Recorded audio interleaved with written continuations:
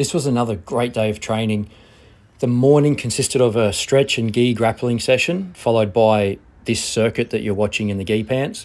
And then later the same day, a stretch and lunchtime nogi grappling session, followed by the circuit you'll see later in this video.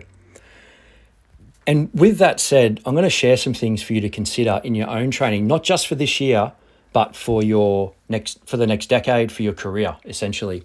Because I had an interesting experience recently. I met with a retired athlete, and he's been out of shape after 30 years of playing his sport, which is a unilateral, one-sided sport. We had a look at his body and noted a few things in it, and the long-term focus of strength training that he'd been exposed to. Now, as often happens, we discussed his training history as well.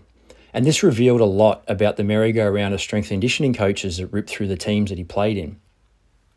I asked him, how many of strength and conditioning coaches assessed and improved your soft tissue tension during your career? He responded, none. I asked him, how many of the strength and conditioning coaches assessed and improved your flexibility during your career? He responded, none.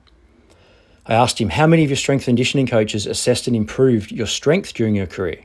He responded, all of them. And I asked him, how many of strength and conditioning coaches assessed and improved your posture during your career? He responded, none. Now, it's not his fault. This is so common. And in this case, we're talking about one of the highest funded professional sports and most popular sports in the country. And he also played for his country. So he was in the top tier of their performance program. The tick that he got in terms of strength training, unfortunately, didn't reverse the damage that the sport is already doing to his body. The strength training stimulus he received during his career largely ensured he remained bent out of shape. But two things saved him. Firstly, his genetics. He was put together so well. And secondly, he stretched on his own a lot. Now, for whatever reason, since he was a child, he said that he loved to stretch, and it showed in certain parts of his body. So what's the moral of this story? Ignoring your soft tissue tension in most cases, now not all cases, because some people are just blessed with just fantastic soft tissue tension. In most cases, you'll pay for it sooner or later. And the later you wait to do something about it, the harder it is to change. Plus, the opportunity cost of neglecting your soft tissue when performance is your priority can be significant. Now, if you ignore your flexibility, the good news is you'll have a lot more time on your hands because quality flexibility training is time consuming. And in today's world of biohacking and instant gratification, investing the time to get more flexible doesn't fit into the give it to me now narrative. There's an enormous opportunity for anyone with patience. Plus, slowing down, being present, and feeling what's happening in your body is time so well spent. Now, engaging in inappropriate strength training, which is way more common than you think, comes with a price. Most people, and again, not everyone, but because some people are gifted in their ability to tolerate loading in strength training through the entirety of their lives, but they're in the minority. However, most people, whether in their teens, 20s, 30s, as well as anyone who's never strength trained seriously for more than a decade, have no idea of the short and long-term ramifications of inappropriate loading.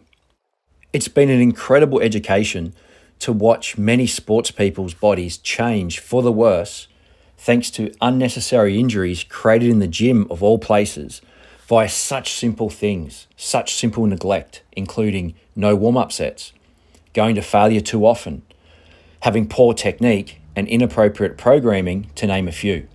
Now, I'm certain none of them had a deliberate plan to end up injured or underperform their potential, but a surprising number of people do in fact implement this exact plan based on their outcomes. Strength training can be viewed as a form of leverage. Programmed and executed appropriately, it will accelerate gains, positive gains in terms of strength, size, explosiveness, posture, and so on. However, the reverse is also true. Programmed and executed poorly, it will accelerate unwanted outcomes. It probably doesn't take Einstein to work out my views on what's happening in much of training these days. For all the advances in technology, knowledge, and research on the whole, I'm not seeing enough of it filter through to sports people's bodies outside of natural selection and the skill levels of some sports continuing to evolve, regardless of the physical training they're doing. In short, there seems to be too much trend-based compliance and a lack of critical thinking to help individuals improve. So, what's the solution?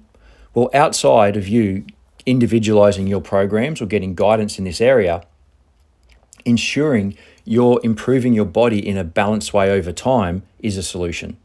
Now, this sounds overly simple, but it's rarely achieved.